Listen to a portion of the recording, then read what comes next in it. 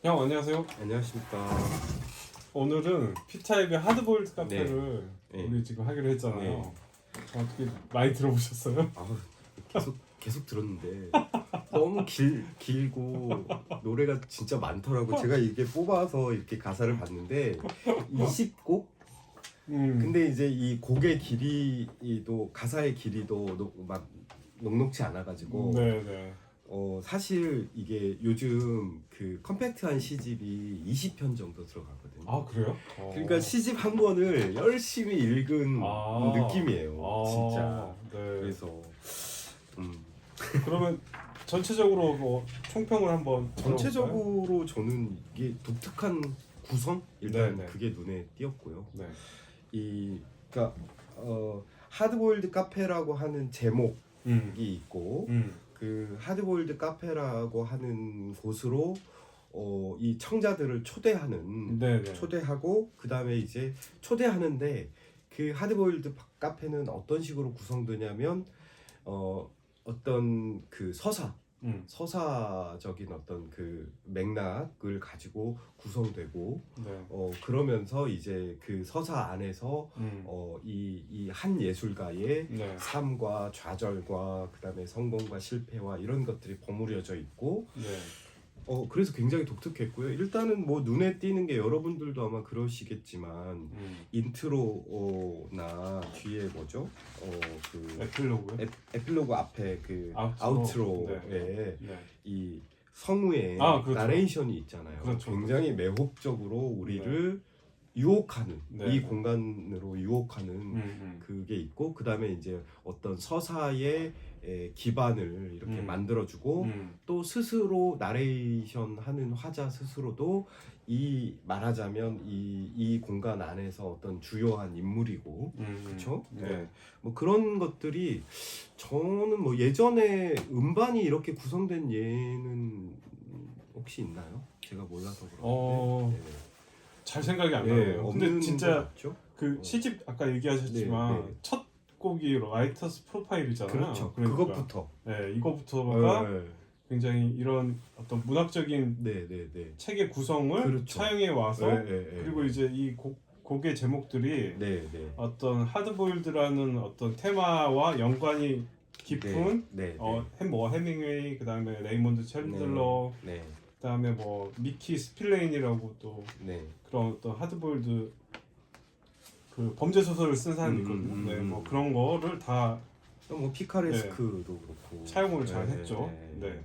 이 씬이라고 하는 게 사실은 알레고리적 인물이잖아요. 그렇죠. 실제로 신디라고 하는 그렇죠. 인물의 줄임말이기도 하지만 우리가 힙합 씬 할 때 그 씬 말하자면 어떤 장, 뭐 음악가들과 뭐 청자들이 함께 이렇게 속해 있는 어떤 장 그러면서 그 씬이 죽었다라고 하는 거는 신디가 죽은 것이기도 하지만 그 장이 죽었다라고 하는 어떤 이중적인 것들을 이 서사 안에서 어떤 사건으로 녹여내고 그렇죠. 그 사건을 파헤쳐가는 형식으로 말하자면 약간 탐정 소설처럼 그렇죠.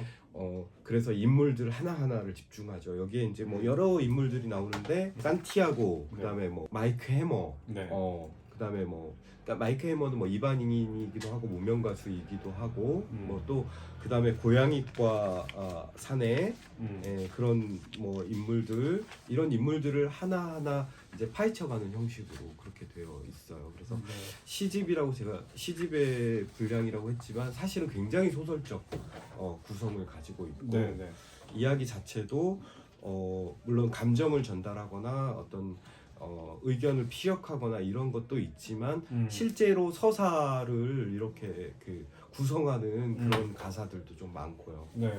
그래서 그런 점들이 음악적으로는 어떻게 들으셨어요? 저는 음악은 잘 모르는데 굉장히 이게 그 일단은 그 P타입의 그 중저음의 그 랩과 그다음에 약간 건조한 듯한 랩들이 좀 물론 뭐 감정이 격앙되는 부분도 있지만 그런 것들과 이 음반 전체를 흐르는 되게 재즈하고 블루지한 어떤 음악들이 잘 어우러지는 것 같아요. 그래서 그 어우러지면서 이를테면 암울한 어떤 그 분위기, 네.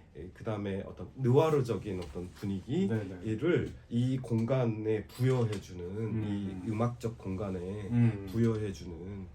근데 사실 하드보일드 카페라고 하는 것은 표면적으로는 공간이지만 네. 실제로 우리가 거기 초대돼서 들어가 보면 굉장히 시간적이라는 생각을 많이 했거든요.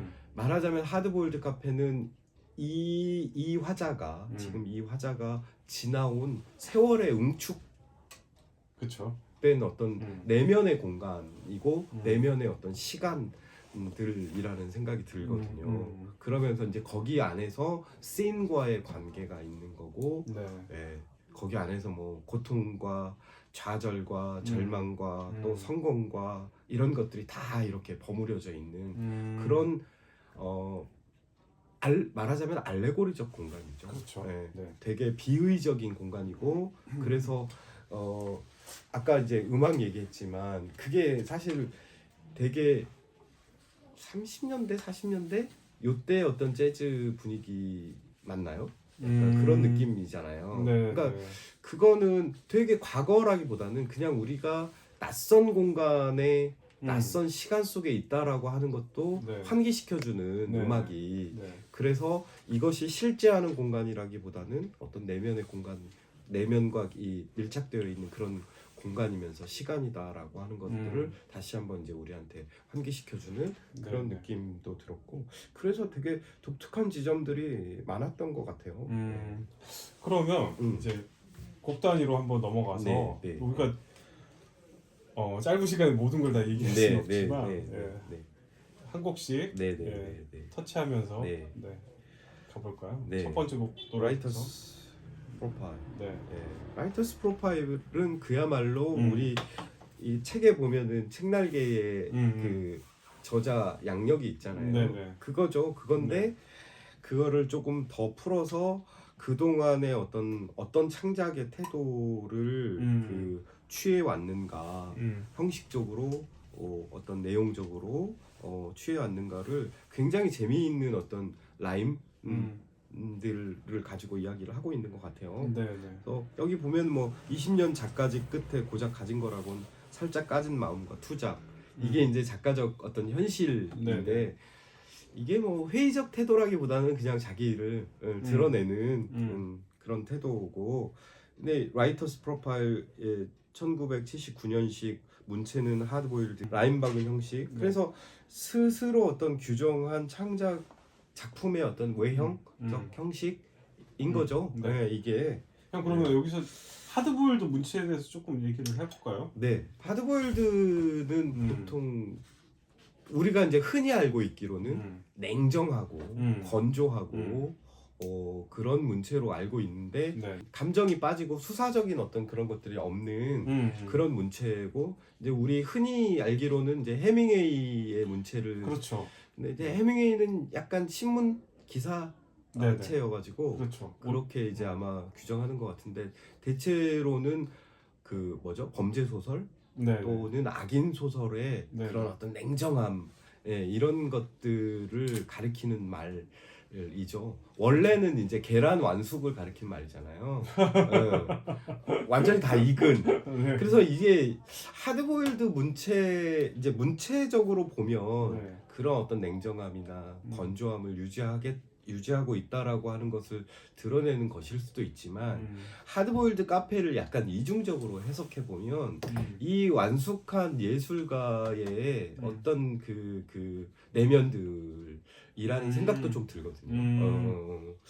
그다음에 이제 여기 보면은 이게 나와요. 약간 예감처럼 판을 바꿀 의지 그거 하나 믿고 주사위 굴리지 반항하던 단어들은 다 무릎 꿇리지 난 늘 이런 결말에 끌리지 그러니까 이 결말이라고 하는 것은 이 서사의 결말이기도 하지만 자기 예술의 결말이기도 하고 그 다음에 판을 바꿀 의지라고 하는 것은 뒤에 가면 이제 씬의 목소리가 나오겠지만 이 씬을 바꾸겠다라고 하는 의지가 비록 내가 내가 남은 거는 살짝 까진 마음과 투잡이지만 늘 그 결말을 향해서 나는 내 의지의 향방은 그쪽을 향해서 가고 있어 네. 라고 하는 것들을 또 드러내는 네. 그런 라이터스 프로파일이었죠. 네. 그다음 두 번째 인트로는 네. 너무 목소리가 매력적이더라고요. 네. 근데 이제 여기서는 씬의 정체, 신디라고 하지만 나는 씬이라고 불리고, 그런데 아주 이제 우리를 당혹스럽게 만든 거는 나는 이미 죽었어요 라고 나오는 사건의 시작이죠. 네, 그렇죠. 사건을 이게 여기서 딱 뿌려주는 거죠. 네. 그러니까 당신은 이미 죽었거나 죽을 예정인 신의 목소리를 듣고 있는 거죠. 네. 이게 사실 아무것도 아닌 설정인 것 같지만 그렇죠. 이 설정을 그 어떤 그 설정의 영향을 받고 우리는 이 노래를 들을 수밖에 없는 거예요. 네네. 죽은 자가 지금, 그러니까 어떤 불안이 계속 이 서사 속에는 도사리고 있는 거죠. 네. 예, 물론 이따가는 한 세 곡 정도 뒤에 죽을 거라고 했는데 이제 어떤 노래 중에 진짜로 씬이 죽은 어떤 사건이 딱 등장을 하긴 합니다만, 네. 예, 그래서 그런 어떤 씬이 죽었다라고 하는 그 이중적 의미의 어떤 불안들이 계속 이 노래들을 관통하고 있다라는 네. 생각이 여기 들어요. 그 워크맨십의 네. 그 음악이 네. 굉장히 인상적이었던 것 같아요. 그래요. 예. 굉장히 막 네. 호기심을 자아내면서 네네네네네. 마치 그 네. 되게 잘 만든 영화 음악 같다는 그렇죠. 생각도 들었어요. 그래요. 그러니까 약간 느와르 영화로 네네. 우리가 딱 그 진입한 듯한 네네. 그런 느낌. 이제 세 번째 하드보일드 카페.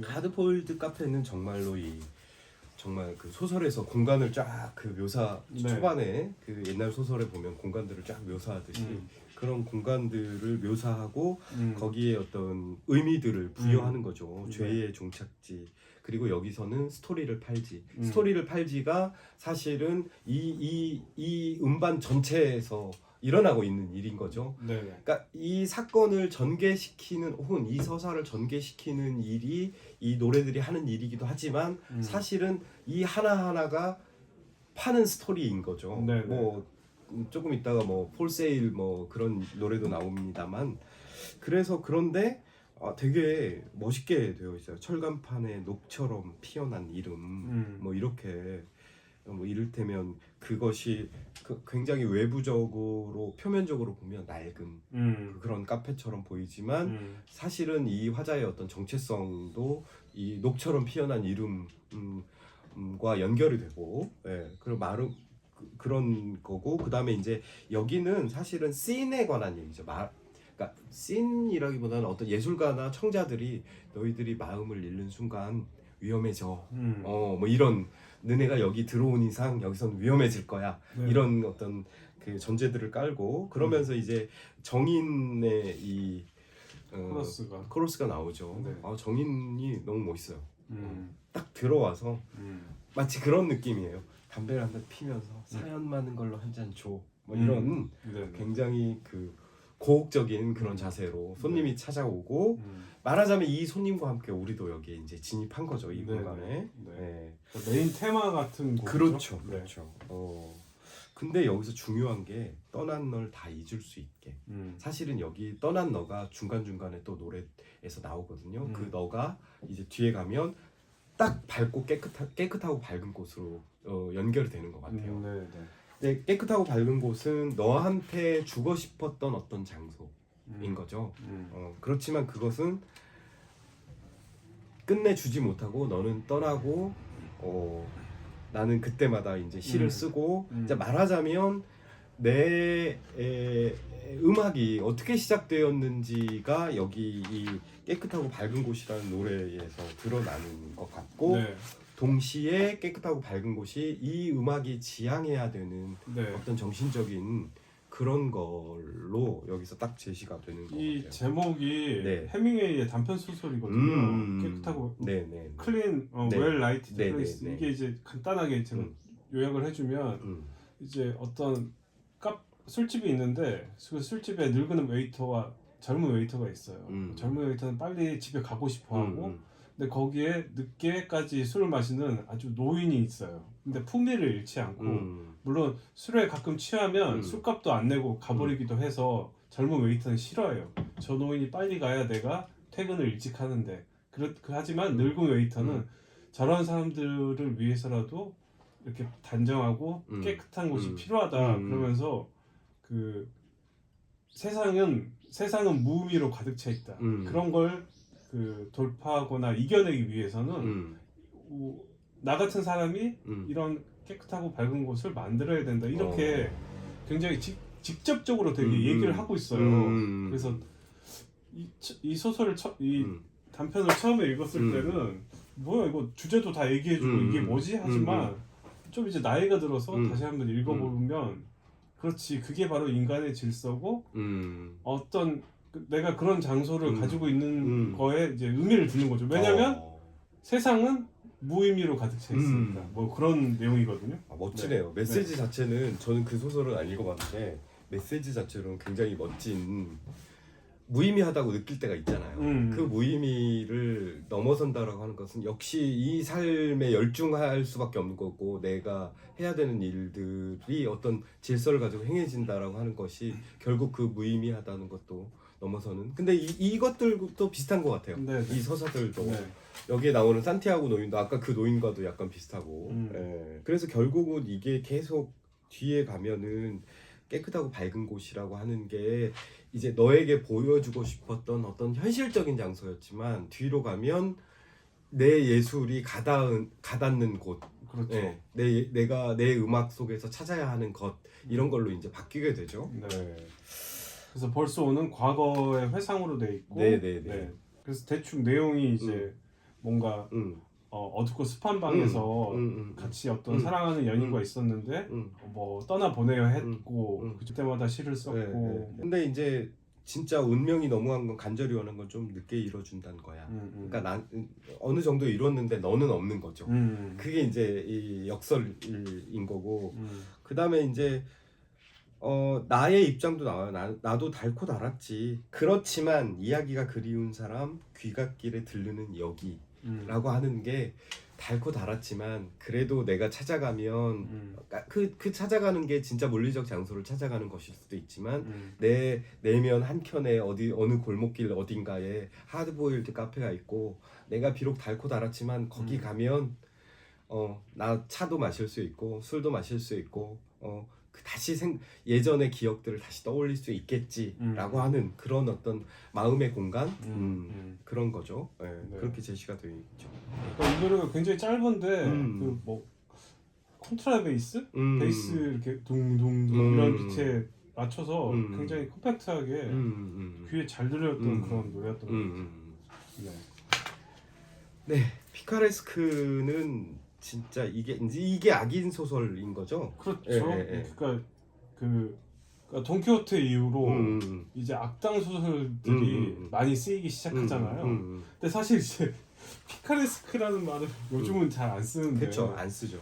요즘은 그냥 이제 존윅 같은 영화 보면 대부분 이제 사람들이 알 거예요. 이런 악인들이 등장해서 더 악인들을 처단하는 약간. 근데 이제 그러니까 여기 이제 인물들이 많이 등장하죠. 그렇죠. 산티아고 본격적으로. 노인네, 산티아고 노인네, 그 다음에 뭐 가수, 무명 가수, 뭐 사기꾼, 실제로 이제 어떤 소설에서 그 주요 인물과 주변 인물들이 제시되듯이, 그러니까 말하자면 그 약간 소설에서 보면 암시 같은 거죠. 그러니까 사건이 일어나기 전에 어떤 전조로서 이런 일들이 일어났고 이 주변에 사람들이 있었어. 이런 느낌. 이방인이었던 무명 가수가 노래를 부르죠. 내 목소리는 이 풍경, 네 눈앞에다 펼쳐놓는 프로젝터. 이런 게 이제 제가 보기에는 이제 화자와 그 이방인 무명 가수가 동일시되어 있는 어떤 시간 속에서 동일시되어 있는 느낌이 들어요.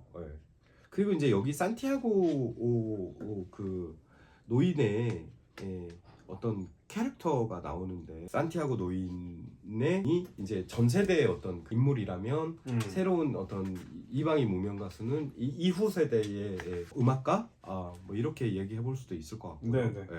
6번째 노래 안녕 내 사랑.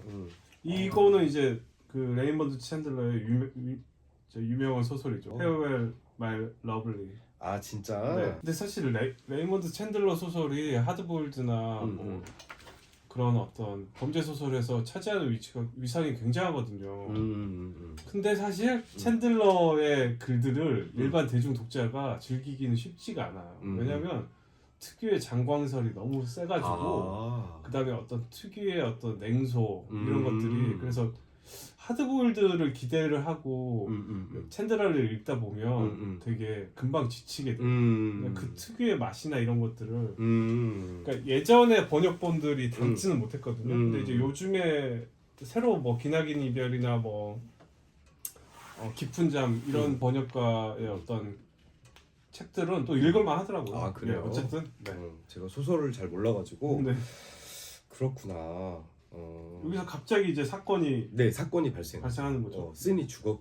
이미 이제 사건이 발생하고 난 뒤에요. 네네. 그러니까 실제로 사건이 발생하는 과정은 보여주지 않고 네. 아까 이제 무명 가수가 노래를 부르고 그러고 난 뒤에 갑자기 이제 장면 전환이 돼가지고 사건이 일어난 현장을 보여주는 거죠. 네. 네, 뜨거운 붉은 피가 흥건하고 그다음에 쓰인과 낯선 남자, 그다음에 뭐 구토를 가까스로 짓누르고 뭐 이거 파악하고 뭐 이런 장면들이 쫙 사건 현장에 그 묘사가 있죠. 남자는 오른쪽 손가락이 베었고 찔린 건 왼쪽 베었고 덩치는 2배였고 이를테면 이제 이 남자도 칼에 찔린 거죠. 예, 칼에 찔렸다라고 하는 거 뒤에 이제 밝혀지겠지만 쓰인의 목소리에 의해서 밝혀지겠지만 어쨌든 죽은 건 쓰인인 거죠. 쓰인이 죽은 거고 여기 이제 해머라는 이름이 처음 나오죠. 네. 예. 아까 그 노래를 부르던 이방인 무명 가수가 해머였던 거고 네. 이제 보면은 산티아고 노인이 그 현장에 산티아고 노인이 있었던 거고 자 화자가 있었던 거고 그다음에 해머가 있었던 거고 그렇죠? 예. 네. 그런데 그 남자를 남자라고 얘기했어. 그쵸? 또 다른 남자가 있는 것처럼 얘기했어. 근데 그 남자가 덩치가 2배라는 게 약간 피타입? 그렇죠. 그러니까 화자 자신을 가리키는 말인데 그냥 여기서는 약간 화자의 어떤 시점이 좀 바뀌는 것 같은 생각이 드는 거죠. 이 현장을 좀 객관적으로 보면서 네. 전지적 작가 시점으로 쭉 빠지는 것 같아요. 예. 이 현장을 그리는 어떤 시선은. 예. 그래서 뭐 그리고 근데 그런 거에 비하면 이 코러스 여기가 되게 감성적이지 네, 않아요? 네.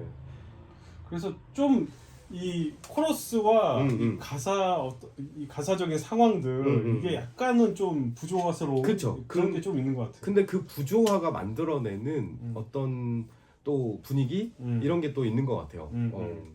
아니 이 살인 현장인데 이렇게 감성적인 노래가 감미롭게 울려 퍼지고 있다라고 하는 것은 이 살인의 현장을 강조하기도 하지만 이 살인 현장에 이를테면 어떤 사연들이 이 감성을 통해서 드러나고 있다라는 생각도 들고 그래서 좀 인상적인 노래였던 것 같아요. 네. 그래서 이제 약간 이 카페 회의가 있죠. C8 이 카페는 어째서 막장 새끼들만 불러 모을까? 여기 이제 모여 있는 사람들과 이 사건을 통해서 이제 이런 회의들이 일어나는 거죠. 이 내면에서의 어떤 회의. 예. 그럼 7번 노인의 테마 낚시로 들어가 볼까요? 노인의 테마는 정말로 이제 노인과 바다를 노골적으로 네. 가지고 온 거죠. 근데 여기서 낚시는 좀 달라요. 그죠? 이 낚시는 이를테면 약간 사기꾼처럼 그려진 이 노인이 무명 가수라고 생각되는 사람들을 좀 낚아서 말하자면 사기치는 현장처럼 그려져 있는데 근데 이제 여기서 나는 내가 당한 사기로 돈 벌어 사람들이 그 자식에 대해 말하길 그는 전설 저기 앉은 노인네처럼 초라할 리 없고 언제 샀는지 모를 그러니까 이게 노인이 그렇게 그려져 있고 초라한 노인이 그려져 있고 나는 사기꾼이고 노인한테 사기 쳐볼까 이런 느낌이에요. 그리고 노인도 사기를 통해서 그렇게 살아왔다는 걸 알 수 있고 그런데 웃기는 게 뭐냐면 잠깐 내 흉터가 저기도 있지 머리에 번쩍 이런 구조를 통해서 산티아고가 결국은 나 자신이라는 말이 되는 거죠. 근데 그 나 자신의 물론 과거의 나가 미래의 나를 보는 것일 수도 있고 미래의 나는 음. 초라해졌지만 전설로 불렸어. 실제로 보기 전까지는 뭐 실제 모습은 초라할지 몰라도 전설로 불렸어. 이를테면 어떤 약간 그 퇴물 느낌이죠. 약간 그 노인 이 산티아고 노인네가 실제 어떤 현장에서 물러난 사람의 느낌 그리고 되게 초라해진 사람의 느낌 예전엔 전설로 불렸어 이런 느낌인데 잠깐 저 흉터가 나한테도 있네. 그래서 어떤 느낌이냐면 미래의 나일 수도 있지만 내가 저렇게 될 수도 있을 것 같다는 어떤 불안감들이 이런 것들을 발견하게 하지 않나 라는 생각도 들었어요. 그러니까 굉장히 중의적인 게 최엘비가 연기도 잘하지만 랩을 통해서 연기를 하고 있는 건데 산티아고는 사기꾼이지만 어떤 그 음악씬에서 자꾸 들어온 신입들을 등쳐먹으면서 그렇지. 뭔가 연명하는 그런 인물로 맞아. 묘사가 되는데 흉터가 있고 근데 나도 저 흉터가 나도 있다는 거는 형 말처럼 곧 나도 그렇게 산티아고처럼 물들어가는 거죠. 그렇죠. 이 어떤 음악 씬에서 약간 이런 것들을 잘 표현을 했던 것 같아요. 그리고 이 말이 있어요. 세상이 늙은 인간에게 바치는 헌사 자리 비켜달라는 말.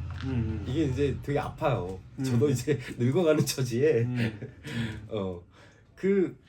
이를테면 산티아고의 어떤 입장에서 들을 수 있는 말인 그렇죠. 거죠. 그 위치에서 신과 내기하듯 구라치는 폭력배 내 옛날 얘기 아득히 멀어진 지 반강제로 징집당했던 퇴역군인 아닌 미친 짓 하며 진집받는 작가인 척하지 늙은 사기꾼 산티아고 이거는 이제 이를테면 산티아고의 정체성이자 사실은 이 화자의 자기 풍자적 어떤 정체성일 수도 있고 그렇죠. 씬 자체에 대한 어떤 풍자일 수도 있는 거죠. 네.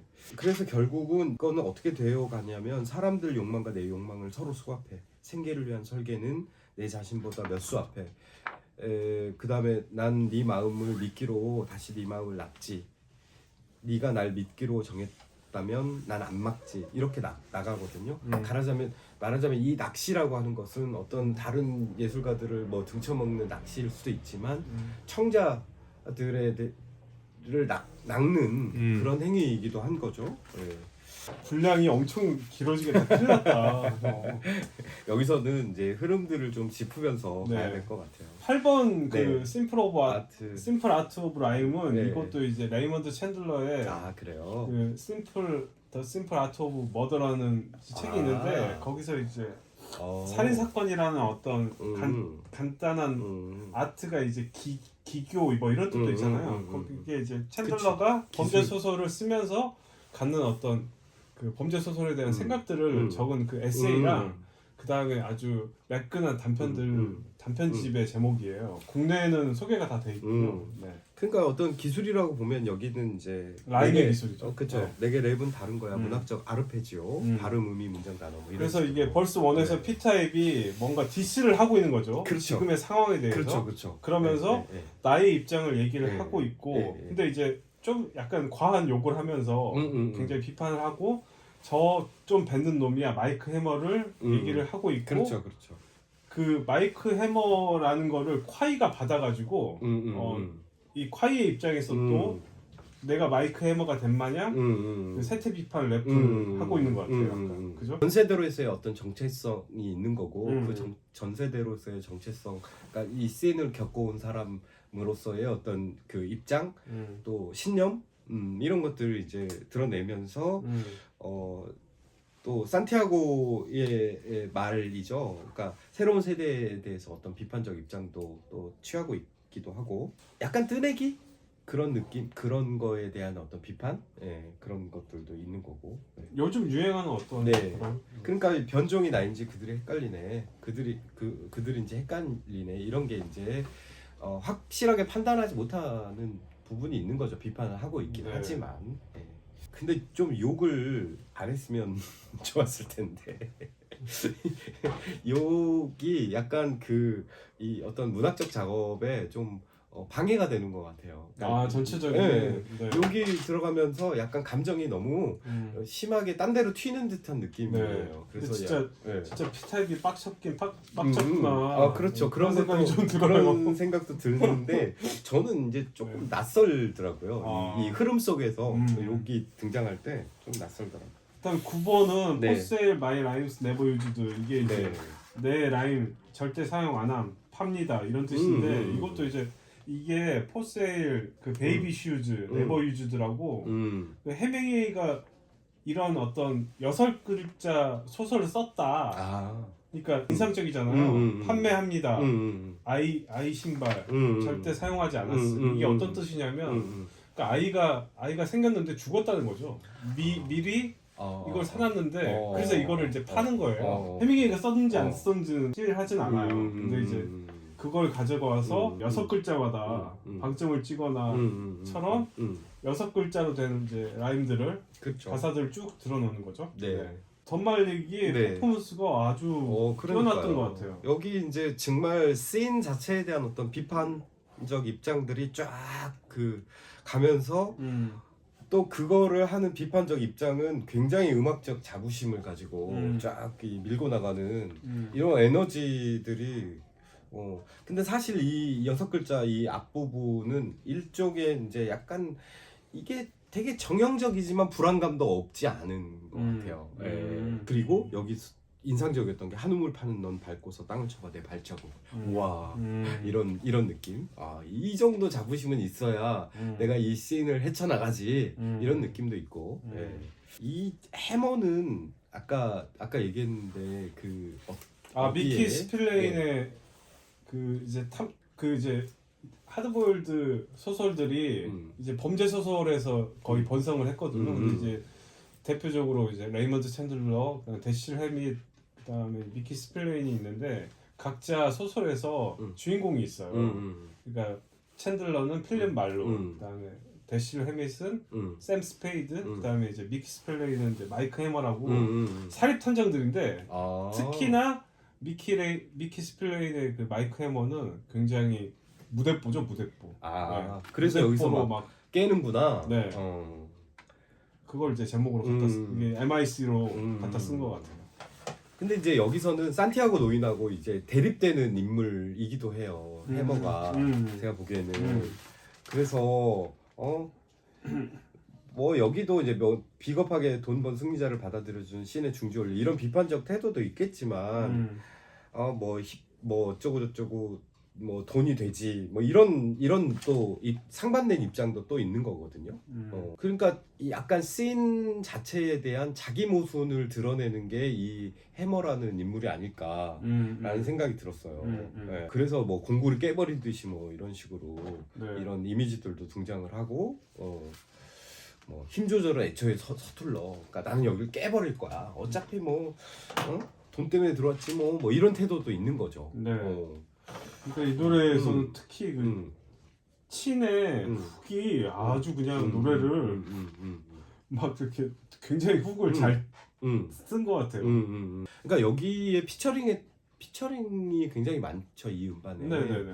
그 가수들이 각자의 몫을 굉장히 잘 해주고 있다는 생각이 노래마다 들더라고요. 네.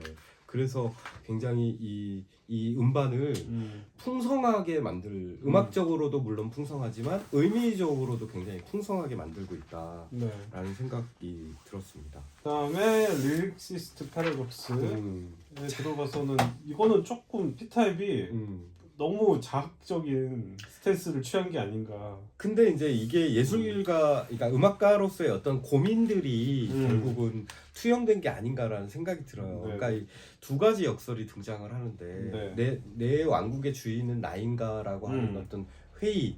그럼에도 불구하고 그 가사를 계속해서 쓸 수밖에 없는 그런 거. 그 다음에 이제 내가 정말 나인가, 내가 나를 통제해서 내가 가사를 쓰고 있는가, 아니면은 누군가 나 진짜 뭐 다른 사람이 내 어떤 왕국의 마스터 키를 쥐고 있는 채로 쓰고 있는가, 이런 어떤 역설들이 내적인 어떤 역설들이 일어나고 있는 거고요. 그 다음에 이제 외부로 와 보면 내가 이렇게 열심히 썼는데 뜨내기들이 지나가면서 가사를 판단해. 그럼에도 불구하고 나는 계속 쓸 거야, 이런 또 역설. 그럼에도 불구하고가 이어주는 어떤 역설들, 이런 것들이 이제 두 가지의 어떤 역설들이 등장을 하는 거죠. 그러니까 결국은 가사로서 승부할 수밖에 없다라고 하는 게 이제 이 노래의 어떤 그 현실적인 어떤 결론인 거죠. 네. 네. 그러니까 신념을 역설적으로 표현한 네, 거죠. 네, 네, 네. 근데 이제 사실은 그 외부에서는 그런 어떤 그 노랫말에 꿈을 담아 포장해 놓은 게 내 가상화폐 이런 것들이 이것도 굉장히 역설적인 구절이잖아요. 네. 그리고 또 뭐 그 픽션과 논픽션을 그릴 때 뭐 실화에 기반한 픽션, 망상이란 이름의 논픽션 이런 것들도 역설적인 것들로 그렇죠. 계속 등장을 하는 거죠. 네. 그러면서 절대로 날 믿지 마. 진짜 그런 것일까요? 이게 만약에 역설로 받아들인다면 다른 이제 그 이야기들이 포함되는 거잖아요. 네. 그런 재미있는 노래, 위트 있는 가사가 돋보인.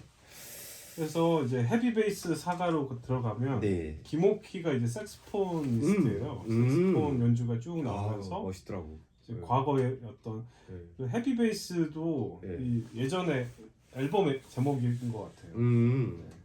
돈키호테도? 돈키호테는라는 이제 노래가 있고요. 여기 근수영은 누구예요? 진태. 근수영 이거는 모르겠네요. 진태는 버벌진트거든요. 그래요. 네, 버벌진트. 여기 비트 근수영 비트 위에 뱉고 뭐 이런 것들도 나오고. 그러니까 이를테면 어떤 추억담인 것 같아요. 그러니까 그죠? 이게 사과라고 하는 게 무용담이잖아요. 그러니까 내가 이 세월을 살아온 과정들을 쭉 이 노래가 보여주고 있고, 근데 또 웃긴 게, 그러니까 앞에 태도하고 조금 다른 게 뭐냐면 그때 나도 너처럼 어렵고 모든 게 낯설었어 하면서 이제 후 세대한테 들려줄 수 있는 말을 내 어떤 무용담을 통해서 얘기하고 있다라고 하는, 그러니까 감정이 조금 달라지는 그 노래인 것 같아요. 그러면서 이제 13번째 노래 고양이과 남자에서 본인을 이제 드디어 고양이과 남자 내보이는 거죠. 네, 그렇죠. 이제 본인 불안이 생물이었다면 이 남자는 대표죠. 이게 이제 이 노래의 아주 핵심 단어인 것 같아요. 이 불안으로 살아왔다라고 하는 거. 자신의 어떤 그 고양이의 어떤 나중에 이제 빅캣이라고 하는 것도 나오지만 고양이로서 자신의 분신을 삼았고, 그 고양이의 감각이라고 하는 것은 불안이 결국은 어떤 불안이 가장 큰 감각이었다라고 하는 거. 내가 여기를 살아오면서 이렇게 불안하면서 살아왔어. 조심스럽게. 또 때로는 어떤 그 야생의 어떤 그것들을 드러내면서 그렇게 살아왔어라고 하는 게 이게 딱 보이는 아주 깔끔한 그런 느낌의 노래였던 생각이 들어요. 그다음에 14번째 문라이팅. 서사무엘이라고 R&B, 요즘 이제 R&B 중에 원탑이죠. 거의. 근데 여기서는 B타입 랩이 조금 달라지는 게 아까 이제 노래하듯 하더라고요. 그런 것 같아요. 그래서 굉장히 좀 듣기 좋았어요. 저도 이 노래도 참 좋았던 게 뭐냐면, 근데 사실은 지금 와서 이제 말씀드리지만 해머나 산티아고나 고양이과 사내나 그 다음에 씬과 칼이 찔리고 서로 죽이고 한 이 모든 캐릭터들이 자기 자신인 거잖아요. 그렇죠. 근데 이제 그 얘기를 계속 하다가 여기서는 어떤 느낌이냐면 정말 자기가 살아온 어떤 그 삶의 어떤 공간 속에서 맞이하는, 그러니까 어떤 말하자면 도시의 불안과 고독인데 음악가가 겪을 수밖에 없는 어떤 도시라고 하는 그 배경, 그리고 그 장소에서 내가 맞이했던 어떤 불안과 고독들이 되게 아름답게 표현되어 있다는 생각이 들었어요. 그래서 결국은 아까 그 불안의 정체도 외부적으로 보면 이 도시에서 내가 겪을 수밖에 없는 불안과 고독일 수 있는 거죠. 그런 생각이 들었고, 부질없는 미련뿐인 도시, 이런 약간 허무적인 구절도 있긴 합니다만 어쨌든 이 도심에서 헤매면서 살아온 거죠. 마치 길고양이처럼. 그런 생각이 드는 노래였습니다. 그리고 이제 빅슬립. 빅슬립도 이제 레이먼드 챈들러의 소설 이름이에요. 진짜 이 하드월드 소설을 굉장히 좋아하는구나. 이 나중에 키스 미 데들리는 이거는 이제 미키 스플레인의 원작을 바탕으로 한 유명한 이제 누아르 영화 제목이고요. 네. 또 여기 일리닛이라는 네. 이제 저도 이제 처음 들어본 네. 래퍼인데 랩이 아주 좋더라고요. 네. 약간 올드 스쿨인 것 같아요. 이제 여기는 어떤 독백들이 좀 강조되는 것 같아요. 가사로만 보면 뭐 날 짝사랑하던 뭐 돈의 고백이라든지 뭐 깨어보니 길고 깊은 잠을 잤네 같은 일대면 어떤 그동안 아까 이제 어떤 회상이 있었잖아요. 연대기적 회상이 있었고 그 회상 속에서 내가 느끼는 어떤 그 회의 또 그런 어떤 복잡한 심정. 그 다음에 여기 이제 너를 잃은 게 나왔잖아요. 진짜 너일까? 진짜 내가 잃어버린 게 넌데 너를 잃어버렸다는 게 뭘까? 이런 어떤 그 복잡한 감정들. 그러면서 사실은 이게 이제 이 감정은 씬과도 연결되는 거죠. 내가 망친 게 뭔가 다 알고만 밤 이런 구절을 통해서 그것이 이제 어떤 씬에 대해서 내가 어떤 감정이었는가 그런 것들이 그 회의되고 있고 또 약간 반성적인 어떤 그런 태도로 반성적인 어떤 독백들로 드러나고 있고 그 사실은 이제 반성적이라고 하지만 딱히 규정할 수 없는 그런 어떤 복잡한 매 이른 어떤 한 사내가 있는 거죠. 네. 그런 것들이 아주 재미있게 표현되고 있다. 그리고 16번째 노래 키스 미 데들리에서는 뭔가 씬과의 그렇죠. 사랑을 약간 회상하는 그런 장면들이 나오죠. 씬과의 사랑이지만 실제 어떤 그 자연인으로서의 사랑이기도 할 테죠. 그런 어떤 감정들이 다 여기에 포함되어 있다라고 생각이 들고 근데 결국 이 신디라고 불리던 이 여성 혹은 씬이라고 불리던 여성 결국은 나한테는 뮤즈였던 거야. 내 사랑의 대상이었고 어떻게 보면 불가능한 사랑의 대상이었던 거죠. 그런 거에 비해서 여기 보면 이제 날 사랑하지 않아도 돼 순간의 친절이라고 해도 이런 식으로 이제 귓가에 말해 이렇게 속삭이는 걸 보면 진짜 가닿을 수 없는 좀 불가능한 존재로서의 씬 또 사랑의 대상 이런 것들이 있었다는 것을 이 노래가 보여주는 것 같아요. 그러면서 키스 미 데들리 이렇게 얘기하면서 뭔가 이제 확 그 어떤 다른 분위기들을 싹 만들어가는 근데 여기 보면은 DK보다 네메시스 뭐 이런 말들도 나오고 DK는 이제 뭐 어떤 정의의 여신 이런 거고 네메시스는 약간 이제 저기죠. 그러니까 신의 어떤 비난 같은 그런 거예요. 예, 그래서 그게 사실은 불가능성을 그러니까 신의 비난이라고 하는 건 신이 주체가 돼서 비난을 하는 거거든요. 네메시스가 나중에 이제 백조로 변해가지고 뭐 제우스랑 뭐 어쩌고 저쩌고 사랑을 나누고 뭐 이런 건데 사실은 인간의 어떤 도를 넘어선 자의 어떤 그런 것들에 대해서 신이 비난하는 것을 이제 네메시스라고 한대요. 뭐 시체말로 보복의 여신인데 그게 이제 그 어떤 불가능성을 드러내주는 것 같아요. 신을 향한 불가능성 같은 것들을 드러내주는 거. 그리고 고양이는 9번 죽는다. 그러니까 이 말이 고양이가 생명이 9개다 이런 말이잖아요. 그렇죠. 그러니까 위태위태하게 다 살아남는다. 그러니까 뒤에 나오겠지만 이제 사실은 이 그 아우트로 내레이션에 보면 나오지만 이 씬이 사실은 그 남자를 찔렀고 말하자면 빅캣이라고 하는 그 남자를 찔렀고 사실은 같이 죽으려고 했지만 자기 혼자 죽은 거잖아요. 그렇죠. 그리고 이게 이가 말하자면 그 얘기가 나오기 전에 이 노래는 어떤 이제 암시 같은 걸 하는 거죠. 이자가 왜 살아남을 수밖에 없었나를 이제 여기 이 노래에서 보여주는 거죠. 그러니까 목숨이 여러 개라고 하는 것은 뭐 아까 고양이과 그 남자에서도 보였지만 고양이의 정체성을 가지고 있잖아요. 지금 이 빅캣이라는 남자는 그런데 이 목숨이 여러 개라고 하는 것은 사실은 생명에 대한 의지이면서도 또 절망 자체를 보여주는 것 같기도 해요. 왜냐하면 절망 속에서도 다시 희망을 가지고 이렇게 살아나서 이 음악을 지속할 수밖에 없는 이 남자의 운명을 보여주는 거라는 생각이 들어요. 네. 음악이 뭐 음악적인 어떤 음악의 어떤 그 산업적인 어떤 현실 같은 거 뭐 10년 만에 100원 오른 거야 이런 것들이 이제 보여지지만 진짜 현실이 되게 절망적인 현실이지만 그럼에도 불구하고 나는 계속 살아서 다시 음악을 할 거야라고 하는 어떤 의지적인 표현이면서 그 이면에는 굉장한 어떤 절망감들이 자리 잡고 있다라는 생각이 들고 실제 현실도 나오죠. 마스크 쓰고 살면 네.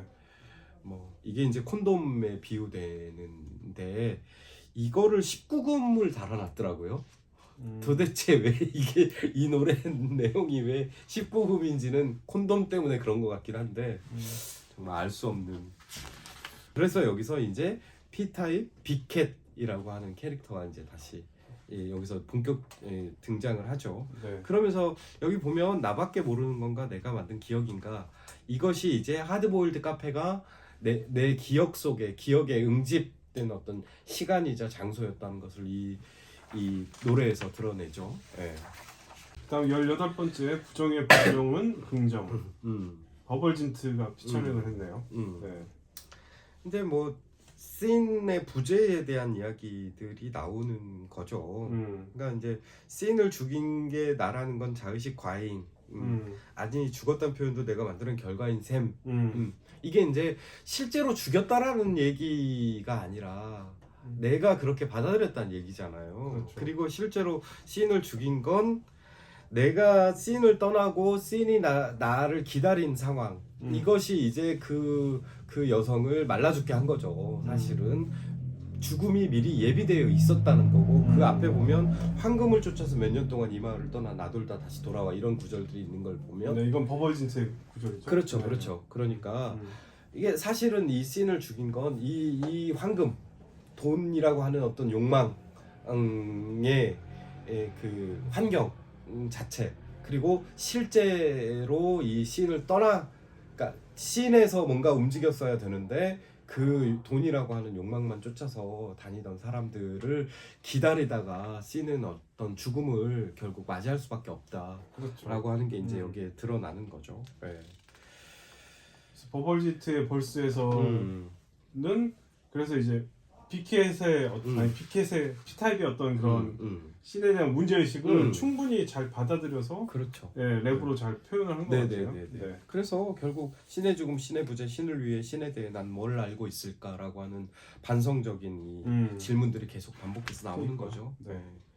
그리고 아우트로가 나레이션으로 진짜 사건에 대한 이야기가 나오는 거죠.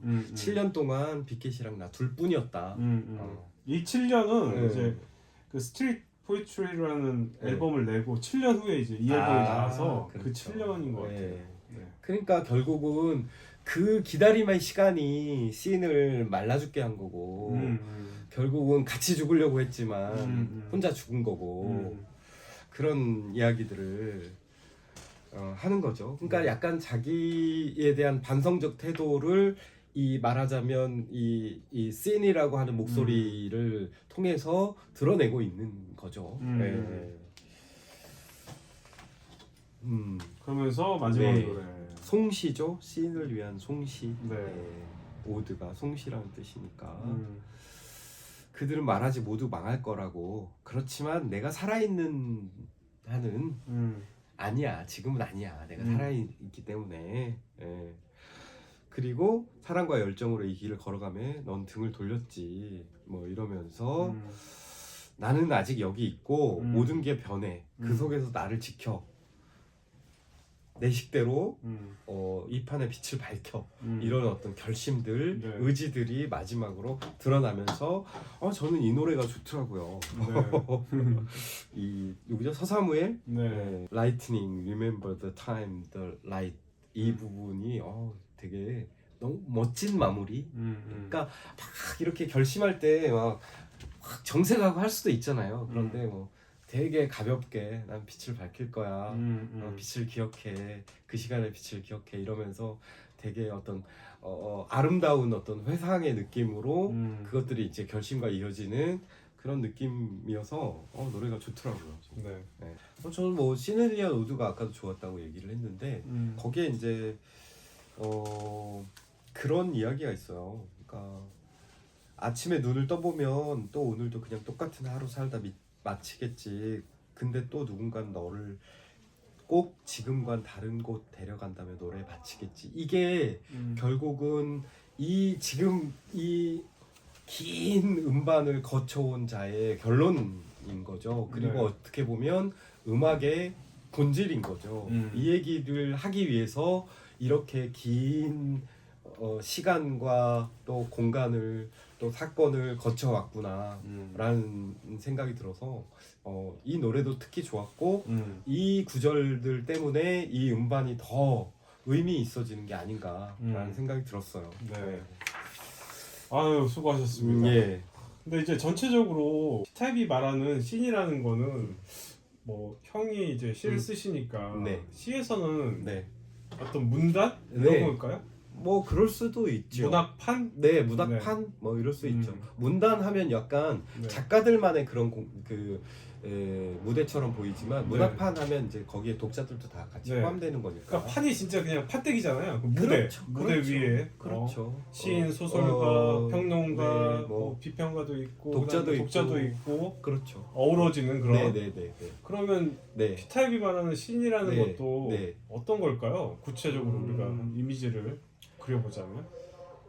그게 다 정말 가수도 음. 있고 그러니까 이제 문학도 약간 제도도 있잖아요. 네네. 제도도 있죠. 그 씬에는 다 포함되는 거죠. 어떤 그 음악 그 힙합 씬 안에서의 어떤 제도적인 것, 그다음에 뭐 회사, 뭐 매니지먼트, 그다음에 창작자로서의 어떤 그 입지, 또 가수, 그다음에 청자들, 또 비평가들 뭐 이런 것들이 다 포함되는 게 아닐까요? 근데 이게 진짜 네. 근데 가상일 수밖에 없는 것 같아요. 그렇죠. 씬이라는 거는 항상. 그렇죠. 네. 왜냐면 네.